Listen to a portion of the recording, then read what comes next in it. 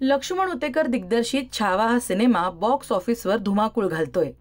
एकीकडे या चित्रपटाचं सक्सेस आहे, तर दुसरीकडे या चित्रपटानंतर अनेक मुद्दे डोकं वर काढायला लागलेत। अनेक मतभेद होताना दिसतायत।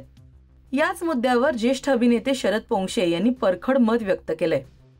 छत्रपती संभाजी महाराजांवर औरंगजेबाने जे अत्याचार केले तो मुद्दा इथे बाजूलाच राहिलाय आणि मराठा आणि ब्राह्मण यांच्या मते मतभेद सुरू झाल्याचं मत त्यांनी मांडलंय।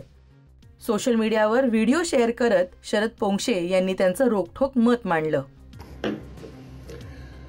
नमस्कार।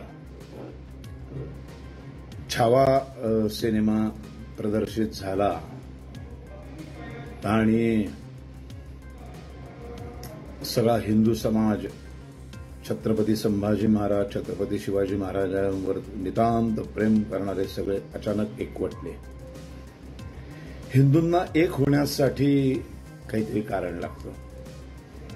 आपण सगळे एकवटलो, सिनेमा सुरू झाला, खूप सिनेमा चालायला लागला आणि त्याच्यावर वादविवाद सुरू झाले। मग ते गणोजी शेरुख यांचे आत्ताचे जे पुढची पिढी आहे त्यांनी आक्षेप घ्यायला सुरुवात केली।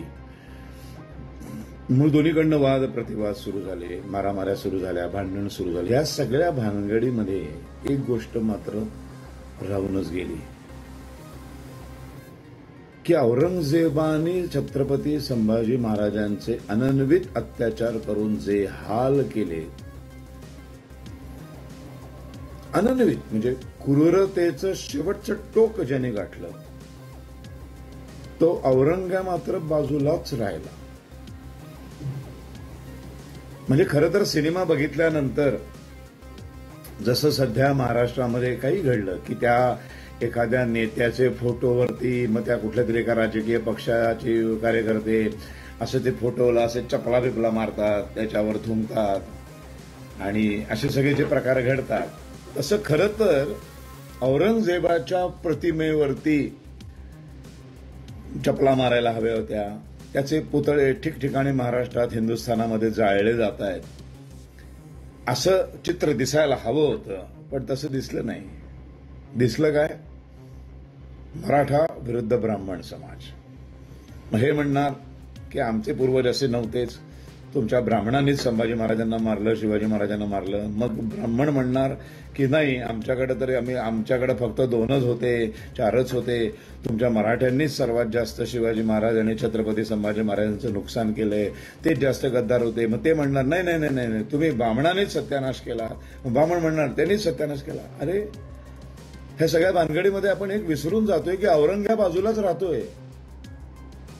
औरंग्याबद्दल जो राग, द्वेष जो नसानसात मिसळायला हवा होता, जी आग पेटायला हवी होती औरंगजेबाबद्दल, ती औरंगजेबाबद्दलची आग विझली।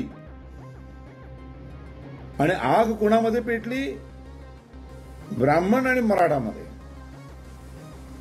हिंदूंमध्ये आग पेटली। आणि हाच हिंदू जातीला लागलेला शाप आहे। कधी विचार करणार आहोत आपण? कधी? तर ज्येष्ठ अभिनेते शरद पोंक्षे यांच्या मताशी तुम्ही सहमत आहात का, ते कमेंट करून नक्की सांगा। मराठी सिनेसृष्टीतील बातम्या, अपडेट्स आणि गॉसिपसाठी तुम्ही सबस्क्राईब करा राजश्री मराठी।